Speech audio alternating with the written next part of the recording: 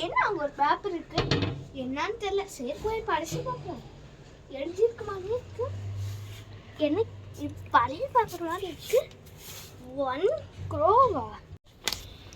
ரோசலினா அப்பா அம்மா இறந்து போனனால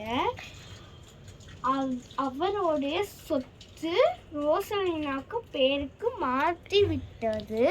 அதனால் உங்களுக்கு வேணும்னா விஜயலட்சுமி என்ற பேங்குக்கு வந்து வாங்கிட்டு போங்க. ரோசலினா வந்து வாங்கிட்டு போங்க. உங்களை மகிமையோடு கேட்டுக்கொள்கிறேன். நன்றி, வணக்கம். 1 crore. ஓ, ரோசலினாக்கா வந்துப்பா. ரோசலினாக்கா பார்த்தலாம். இந்த விஜயலட்சுமி பேங்க் வந்து அந்த பொம்மைக்காரன் தான் வச்சுருக்கான். எப்படிதான் 2 சமாளிக்கிறானோ. எப்படியோ அவன்கிட்ட போய், இது என் ஃப்ரெண்டு பேங்க்கு தான், அவளுக்கு உடம்பு சரியில்லடா, அவங்க அம்மா அப்பா இறந்து போயிட்டாங்கடா, அதனால் நான் வந்து வாங்கிட்டு வந்திருக்கேன். இப்படி ஏமாற்றி அந்த 1 கோடி வாங்குகிறோம், வெளில போய் சுற்றுறோம், ஜாலியாக இருக்கிறோம். ஐயோ, எனக்கு பத்தம் தவிர எப்படி இருந்தாலும் அவன்கிட்ட நம்ம நிறைய டீல் பேசியிருக்கோம். அவன்கிட்ட இந்த எல்லா சொத்தும் வாங்கியிருக்கோம். இப்போ நம்ம கேட்டால் டீல் கேட்பாலும் கேட்டால் ஒரு 5-10 கொடுத்துட வேண்டியதுதான். யார் சொல்கிறது? அப்புறம் அவன்கிட்ட எப்படியும் சமாளிக்க வேண்டியதுதான். எப்படின்னா, என் ரோசனா ஃப்ரெண்டே வந்து ரொம்ப கஷ்டப்படுறவ, அவளே லெமன் ஜூஸ் வச்சுதான் இந்த அவள் காலத்தையே ஓட்ட போறா அப்படின்னு சொல்லி அந்த மொத்த சொத்தை நம்ம வாங்கி ஆஸ்திரேலியாக்கு போகலாம்.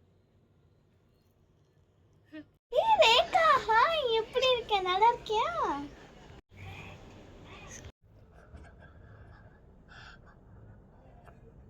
Okay boss. இந்த பிளான் தான். Okay boss. செம பாஸ், செம. ஏய், என்னாச்சு? 3 மணி வர நேரம். சரி, நான் கிளம்புறேன், நீனும் கிளம்பு. இந்தடா பத்திரம். ஐயோ, நீயே வச்சுக்கோடி. இந்தா வண்டி சத்தம் கேக்குது.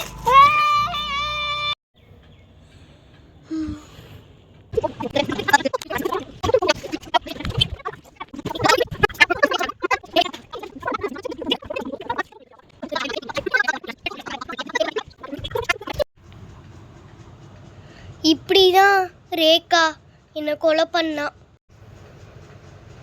என்னோட ஃப்ளாஷ்பேக் ஸ்டோரிக்கும் ரேகாக்கும் என்னோட ஃப்ளாஷ்பேக் ஸ்டோரிக்கும் என்ன சம்மந்தம் இருக்கு?